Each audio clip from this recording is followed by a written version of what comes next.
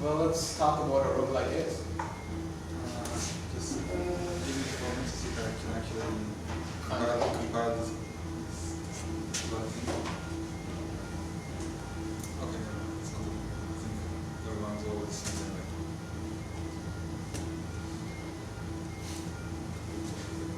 Well, I think it should be grid-based. That's something that's a must for me because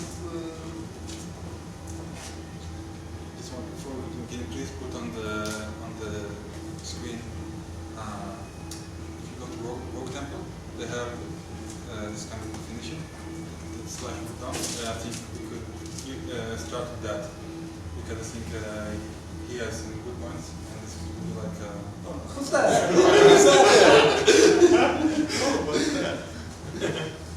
Definition, Yes. deflammation. No. Yeah, so slash was divided into high value, mid value, and low value parts, right? Yeah. Use the font bit, so it would be like you read it. Yeah. Mm. Control plus. There we go. So should we just go through these points first and debate whether we think he's right or wrong, and then we'll send him an email telling him how he has to change the screen for us? Okay. What you will need to send an email, you can see it in the. Oh, and he's going to be watching the video, and he has to take notes from the video. He evaluates the road-likeness of my game. Yeah. So you get like a rating for each game. It's not a roguelike, not a roguelike, but how a roguelike it is. So does the road get 100%? Well, you can see if it has all these factors. Random environment, it has perma failure, it has turn-based, single command set of the solving command from placing to the game. I think That's the a single lot. command set is saying that there isn't a separate sort of battle and walk around your level screen. But I don't if you have like a have shop, that. then if you have like a shop, it's a different command. The road doesn't have shops. Yeah. But like NetHack shops, for example, use the same commands as NetHack battle versus NetHack. Well, I mean, there's the pay command, right? But the idea is you see the items on the floor and pick them up, rather than going to an end-to-end style shop where you see them a crawl style shop. And so, There is, I think that road doesn't have a status. All lanes are at most 2 levels deep, and they are all displayed in the message area.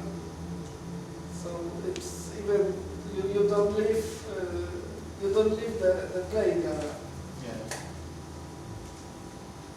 And so I think that's the idea that motivates this, is that there's only one level of action you're working at, which is that player area at the same scale all the time, so to speak. In overworld, like Adon is almost not roguelike, because you're at a totally different scale, you can entire screens at a time.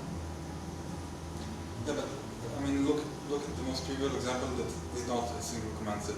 For instance, what we said, similar to a shop. How does that affect the gameplay in a way that makes it not a roguelike? Well, the way that having a shop that is in the same level makes it a roguelike is that you get, I'll say it goes back to emergent effects, namely shop stealing, shoplifting. Is in the hacks genre of roguelikes is considered one of these big things you have to have. And the reason why it becomes possible is the designer all of a sudden puts the shopkeeper in the way of the doors, or figures out you can't steal the stuff, but then you zap the one digging inside the shop. Well, the fact you can zap a one digging inside the shop isn't something you can do in a menu shop. There's no menu entry for zapping one digging. But it's not something the programmer had to go out of their way and add a way for you to zap a one digging inside a shop. They merely had to make you able to zap one digging. And they instead have to make sure you can't do it too much. By combining all those options and having them all the time, you'll get this exponential explosion of possible actions. So freedom and single command set is They're connected, yeah. So, but you mentioned Adam was nearly not a roguelike because of the overworld map, which of the points of the high value points are Single command set. In the overworld, I can't do things I can do in the main world. I can't cast my you know, because I can cast freezing bolt or whatever and freeze the ice to cross over to the ring of High Kings. But on the main river going through the center of the land, I can't cast the ice bolt spell to freeze that river. Yeah. And that disparity is where. How would you implement a roguelike that has a huge world without having separate concepts? Ever play Sandbank? Screen after screen after screen. In a non-tedious way. What about Gearhead? You have public transportation systems or waypoints.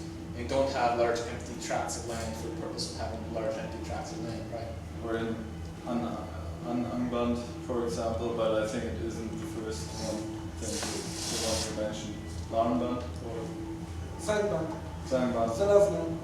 Alright. It has just the selection screens, like where you're going, but the selection screen itself is not the same. One interesting one I played was Hive Awakening, which is a huge world and has tedious movement through the whole world. They drew this huge world, but it was surprisingly not annoying in some way, mainly because it was a very short game overall. But you know, you could just look at the RPG and watch this world go by, and it's a slowly changing world. So if you have screen after screen, which are basically the same map generator of 50% forest, 50% plain, the person will go mad. But if it slowly changes, like every screen is a slightly different mixture, you can feel like you're getting somewhere. And you so, have used different patterns for moving. For example, one screen is full of trees and you have go around the trees, the other screen is desert, so you can go straight through it, and yet another is something where you have to jump, for example. Yeah, because you have to ask yourself, why do you make the huge world? Hopefully it wasn't just because you put huge world in the list of areas. You have to have a reason to have all that space in between there. And in ADOM, in some ways, they could have made that huge world be a lot smaller because there's no sense of travel. I don't feel like I go very far when I take those 3 steps from the start of vacation the first time. Sure, I consume lots of food, but you know that just prevents me from. But I think it doesn't have a good gameplay reason, but it has a good story reason. That you know that you're in a different country or a different city, the cities are right next to one another. In terms of gameplay, it doesn't make a difference. But in ADOM, they're right next to each other, even though it's not an overworld, because I hit them, I'm in that city. Storytellers have this 2 weeks later. So if I was to try and tell that story, I'd first make sure the person doesn't have to do it every time. In other words, sort of like that the idea that when you complete a story element, it's always there. So the first time I ever hike my way to the next city, I get a teleporter in the first week that takes me there, in all future games. And then I'll make sure that it's just, you know, that sort of interesting, feels like a long hike thing.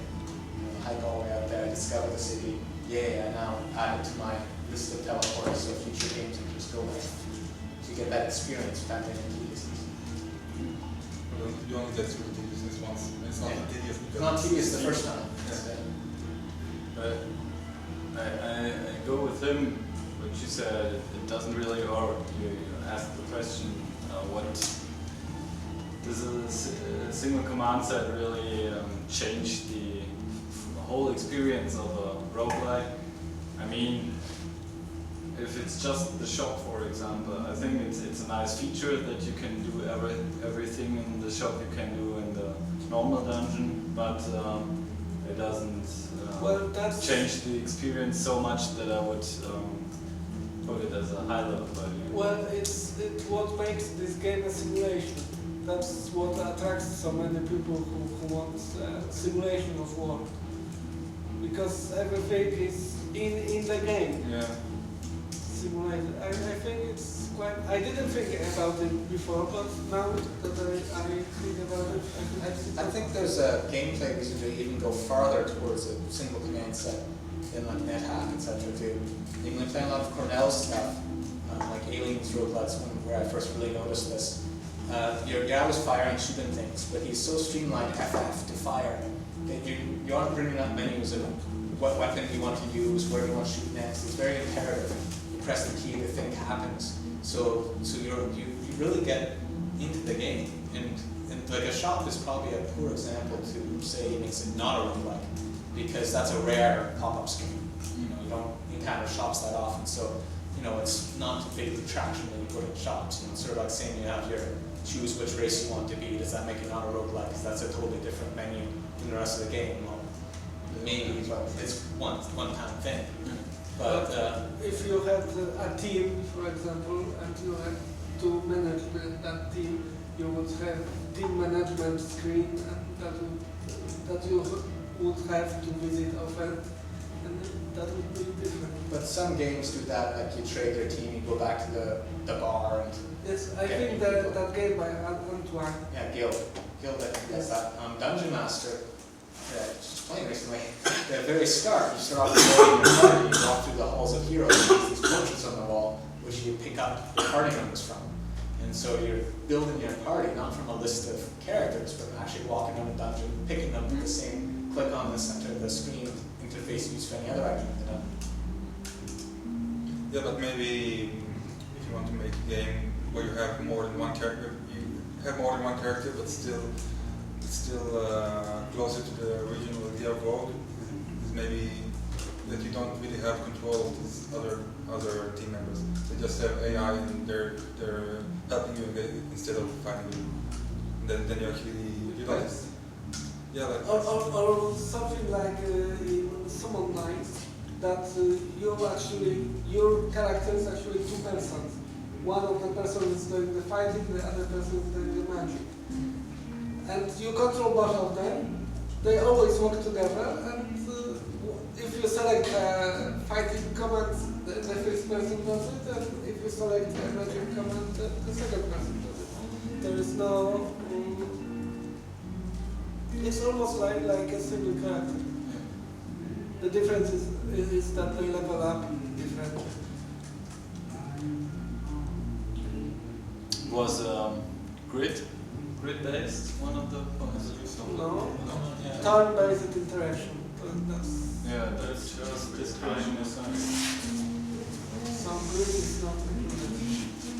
But right now we're still talking about how Rogue fits these definitions. Not yet. Maybe later we could get the... So should we go to the first one and random environment generation and decide A, if Rogue fits it, and B, what it means. In other words, what other things fit or don't fit. The other one. maybe What it means, and what it will. Alright, so random environment generation. Well, I think the fact that the levels are all random and the monsters are random and the items are random. But it cannot be all random. A few fixed are always Yeah, but only Fixed but rooms. well, it's mostly random then. Islam, random enough, it has cabinet level. What about like Diablo 2, which is, you know, got some randomness to it, does a lot of very large map pieces. So. Well, I think I would say that in Diablo the structure is non-random, but all the details are random. I think Diablo would have random environment generation, of course. It doesn't look the same every time. It doesn't, it definitely has random items, namely a combination of enough prefixes. I think that it should be randomization for replayability. Yeah, not Yeah. So not any randomization, only the randomization that grants replayability. Okay. I'm going to write down our summary here, because I'm not sure if anyone, even us, will go through the video and actually take notes. Yeah, but you don't have to know because it's after we hear the video. Yeah. I'll just make some I don't notes of know that. that's a lot of fixed levels that are really look like the same or not monsters on the same spot. I think if you go to the place more than 5 times, it's a little bit boring. I wish you just rush to the loot and grab everything and But it worked like town in Elban. yeah. That's how. You just threaten the time sometimes. But I think that if we talk about, if we diverge a little bit, I think the town in Alban, the way it's implemented in vanilla Alban, at least, I think it's a mistake in a way, because it kind of encourages you to hoard all these little, I don't know, small swords that you get 200 off, so you sell it. And That's all I'm thinking about. That's the spirit of Animal. It's not a design mistake, Right. it's a design decision. XML scripts to squelch the items. It's a huge part of the game sometimes. So rogues randomization for replayability, I like that redefinition of this. It randomizes the connectivity of the dungeon, right? It does, sorry. No. It just. Just agree. Yeah, you get random, one important point is you have random monster generation. It seems obvious to us, like where the monsters are generated and which ones at this particular moment. Das geht leider nicht. Das ist kaputt. Gleichzeitig kaputt. machen wir die kleiner.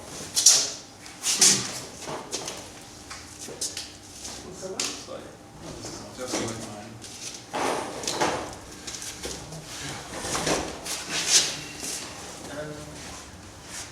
Because a lot of, especially console games like Legend of Zelda, you walk into a room, all the enemies are in the exact same location every time you walk into that room.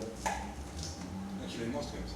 Yeah, most games. And so a lot of learning the game is memorizing the pattern to get through, like shoot 'em ups and be like this. Memorizing the pattern to get through the bullets that you know will fly there.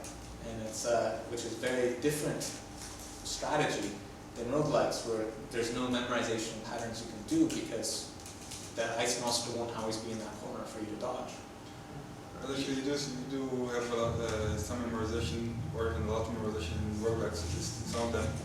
I'll take NetHack as an example.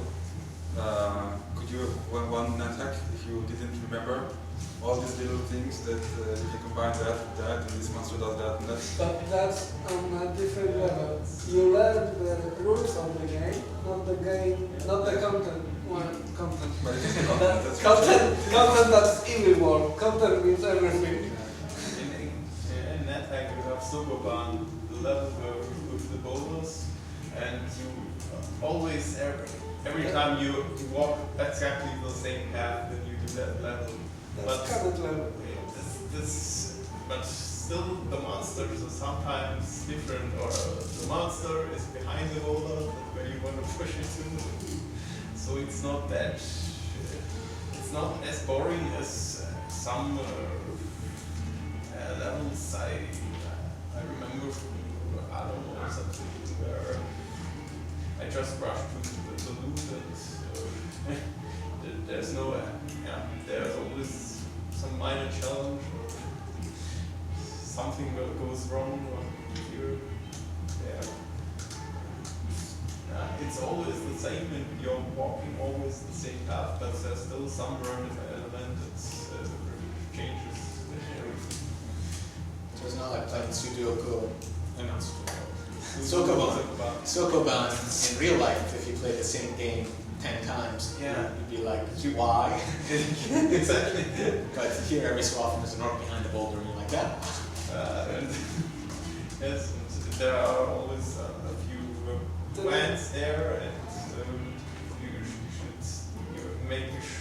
you have to find it quickly so not a monster finds it. Then again, in the hack, nobody would play the Sokoban again if not the bag of holding.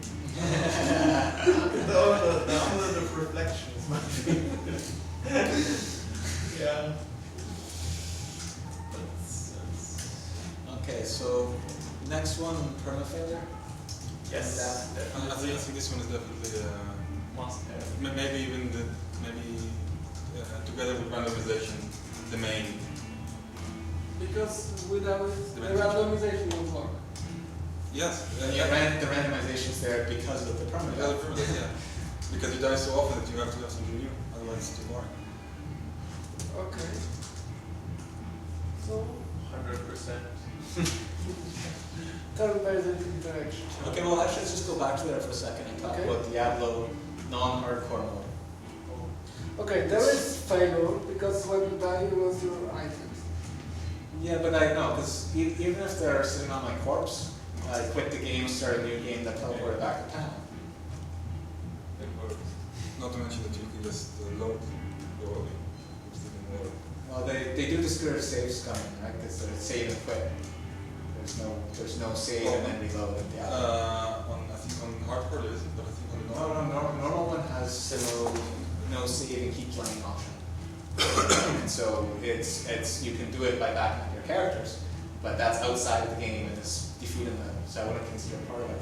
So they definitely have no save scumming. It's not let's keep trying to kill this person with no consequences. But the consequences of death are, as you say, you lose gold. I think it's the only permanent consequence, which doesn't mean that much later on in models. I get to gamble less. But it has a permanent failure due to the money. Well, you have also worse tactical situation, because for example you have released the boss from this room. Yeah. So when you come back, the boss can be anywhere on the level. But you can always restart that level over again, right? If you quit the game and start over again, Yes. you can start from scratch on that level. Because I think I tend to put Diablo very much in a roguelike camp, and then sort of Anchorman style roguelike camp.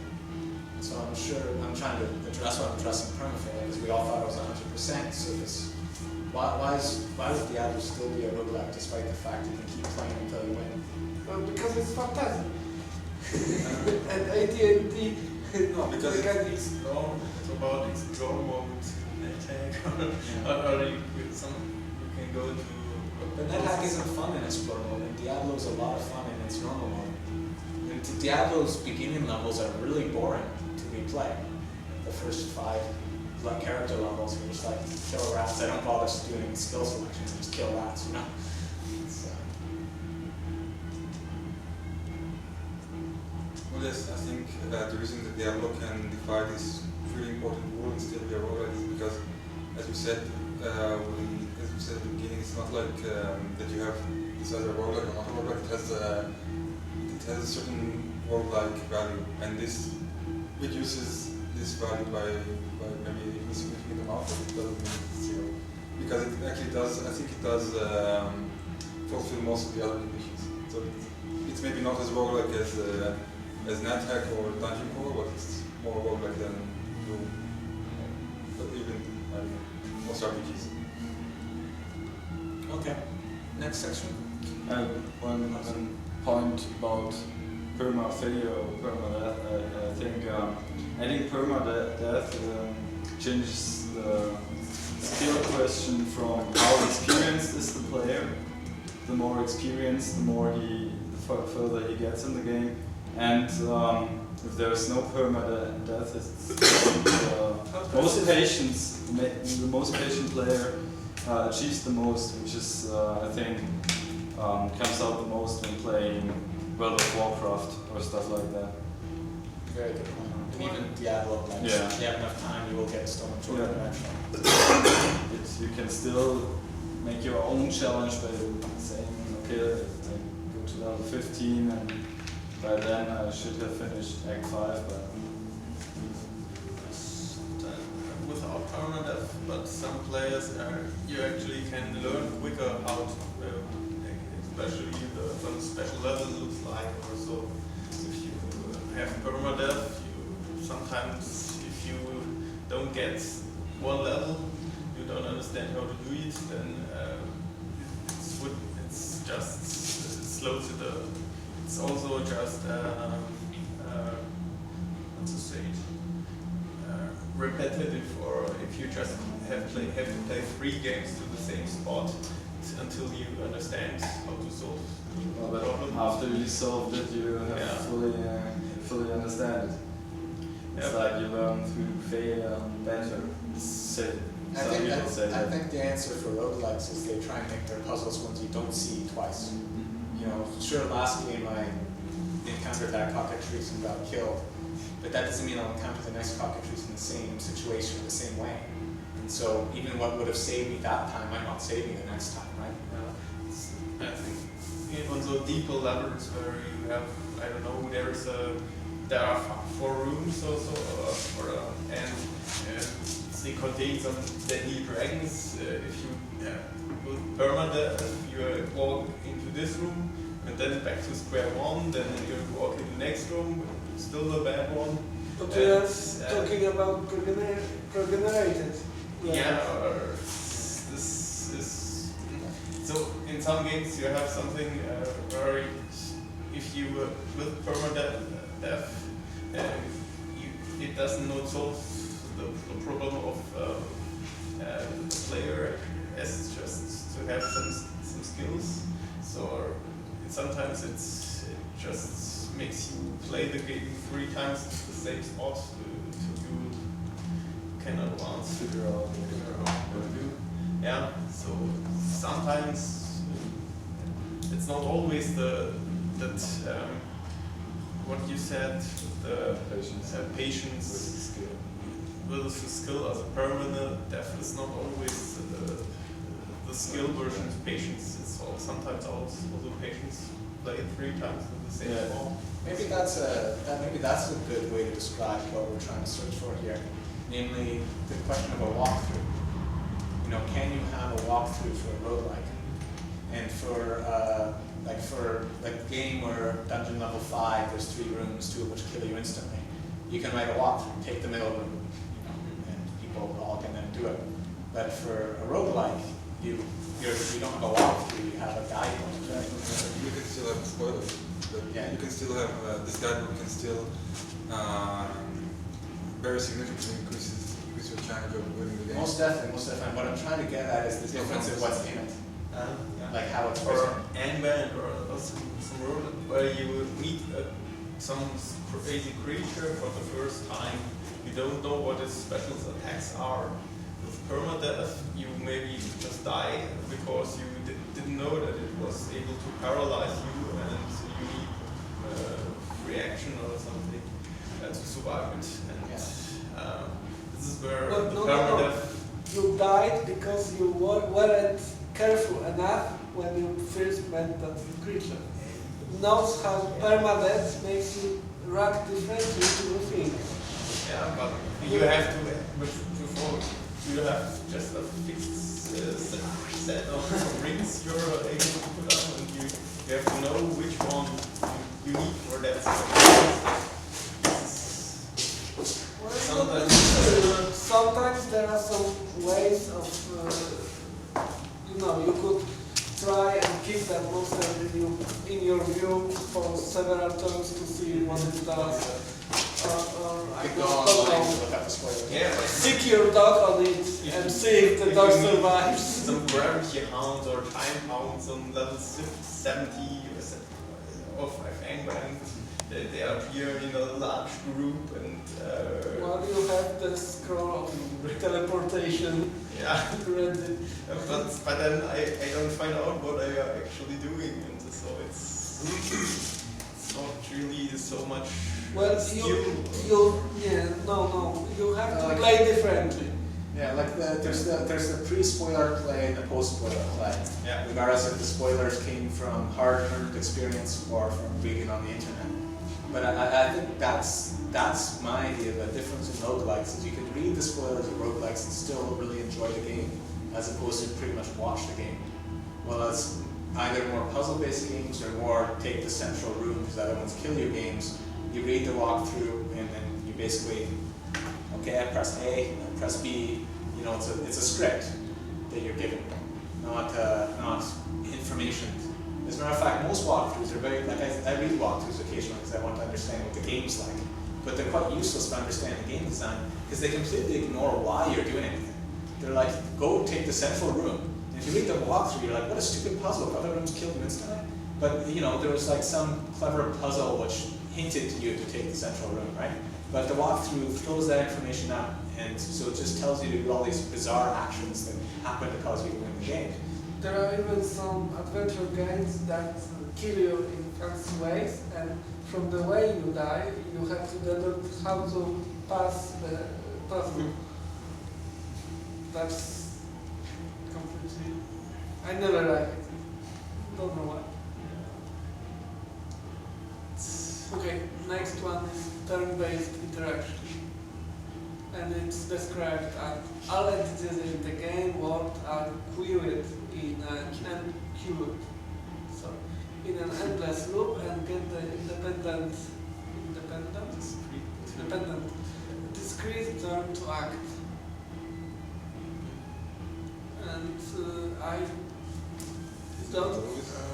don't think it's described from the point of view of game world, but I think it should be described from the point of view of the player. So the fact that you don't have to have agility skills or to control it, that you can stop and think about your moves. Yeah. The fact it's not Twitch based. Yes. It's like it's not reaction time, or the reaction time is quite minimal. And so this is one way Diablo sort of fails, is that Yes, you exactly. encounter that room, you can't think of a clever thing, you're too busy running away and spamming the heal portion of it. Diablo even sometimes is about skills, using the mouse correctly, having the reaction to see, oh, there's an enemy coming, I gotta prepare for my spell here and press F4 because I have a fireball ready. Roguelikes, in most cases, maybe in my game it is, but in most cases it's not part of the game. Well, in your game, even in your game, you leave enough time for thinking. Yeah. It's not infinite time like in other roguelikes, but it should be enough for the player. Yeah, it's that time to sit back and think of the tactics. And, you know, that can also be acquired by a freeze command, like the Baldur's Gate games tend to almost be turn-based in a sense, even though they're tried to go very real time. You could freeze at every point in time and stop and think which one you should cast this fireball and so forth. For single player game, it's always preferable to be able to stop at any moment going on. For multiplayer, it's on the other side. You're pretty much forced to do something. But it should be balanced in the way that you don't have to hurry. You can think about what you want. Yeah. I made a 7-day roguelike in Rogue Tower and tried to make a multiplayer version. And I came up with the solution to get half a second for each of your turns. And once every minute, a player has the option to pause the game for 10 seconds. So you don't have to wait so long for your turn. If you build in enough enemies in action, it even is fast enough to play the game with 3 or 4 players. And this option to have a quick pause keeps it from being just an action game. But I think this particular point was already discussed earlier today, quite thoroughly. Yeah. So maybe we can go straight to the next one. Single commands. Well, that's what we started We with. also, Yeah. we also I discussed think we covered that.